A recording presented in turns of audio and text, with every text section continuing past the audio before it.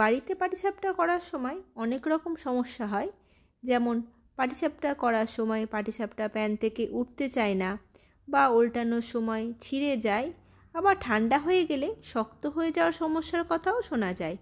তাই আজকে আমি শেয়ার করব কিভাবে কত সহজেই পাটিসাপটা আপনারা বাড়িতেই বানিয়ে ফেলতে পারবেন একদম নরম তুলতুলে।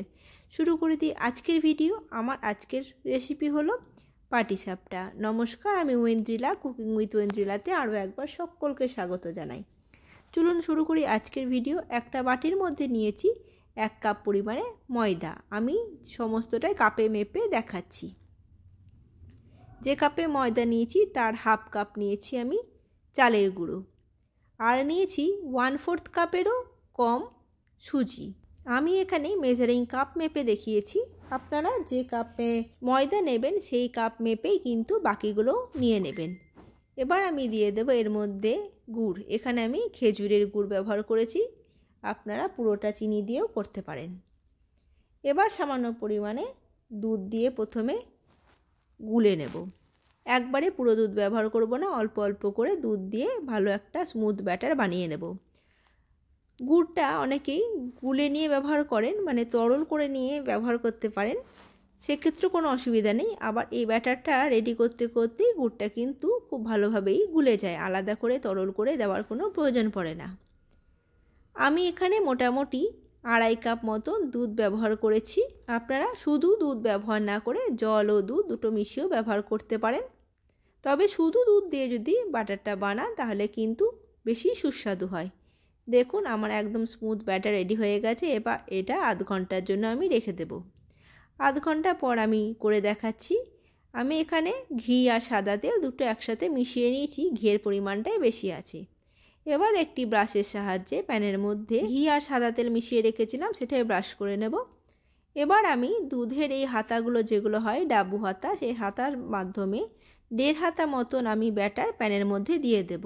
গ্যাসের ফ্লেমটা একদম লোতে রেখে রেসিপিটি করতে হবে।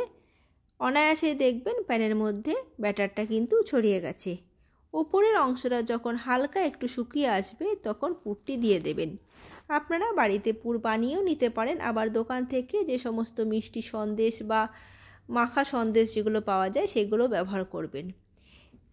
হালকা হাতে এভাবে উল্টে নিয়ে করতে হবে। জিনিসটা খুব সাবধানে করতে হবে, কিন্তু এই মাপগুলো যদি সঠিক রাখেন তাহলে কিন্তু অনায়াসে এটা উল্টে যাবে, আর আলাদা করে কোনো পরিশ্রম করতে হবে না। সামান্য পরিমাণে একটু ঘি দিয়ে আর একটু ভেজে নিলাম। এই স্টেপটা আপনারা স্কিপও করতে পারেন, কিন্তু একটু ঘি দিয়ে ভেজে নিলে বেশি সুস্বাদু লাগে পাটিসাপটা পিঠেগুলো খেতে। ভালো করে আমার ভাজা হয়ে গেছে, এবার আমি তুলে নেব। একইভাবে সমস্ত পাটিসাপটাগুলো আমি বানিয়ে নেব। আমি এখানে পুরে মাখা সন্দেশ ব্যবহার করেছি, আপনারা বাড়িতে ক্ষীর বানিয়েও নিতে পারেন। এরকম 1.5 হাতা মতন আমি ব্যাটার দিয়ে ভালো করে স্প্রেড করিয়ে নেব। ওপরের অংশটা হালকা একটু শুকিয়ে এলে পুরটা আমি দিয়ে দেব। পুরটা সবসময়তেই পিঠের এক সাইডে দেওয়ার চেষ্টা করবেন, মাঝ বরাবর দিলে উল্টাতে অসুবিধা হয় আর পুরটা বেরিয়ে যাওয়ার সম্ভাবনাও থাকে। এক সাইডে দিলে খুব সুন্দরভাবে গোটা পিঠের মধ্যেই ছড়িয়ে যায়।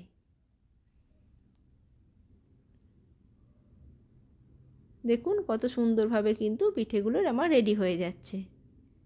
এইভাবে একবার বাড়িতে বানিয়ে দেখবেন, আশা করছি আপনারা যে সমস্যার সম্মুখীন হন সেগুলো আর হবে না, আর পিঠেটাও খুবই নরম থাকে। এইভাবে বানিয়ে আমাকে জানাবেন আপনাদের কেমন লাগলো এই পাটিসাপটা। দেখুন আমি দেখাচ্ছি তুলে কতটা পরিমাণে নরম হয়েছে। ঠান্ডা হয়ে যাওয়ার পরও এই নরম ভাবটা কিন্তু বজায় থাকবে যদি এই মাপগুলো সঠিক রাখেন। আজকে এই পর্যন্তই, আবারও নতুন কোনো ভিডিওতে আপনাদের সাথে দেখা হবে। ততক্ষণ ভালো থাকবেন, সুস্থ থাকবেন। ধন্যবাদ।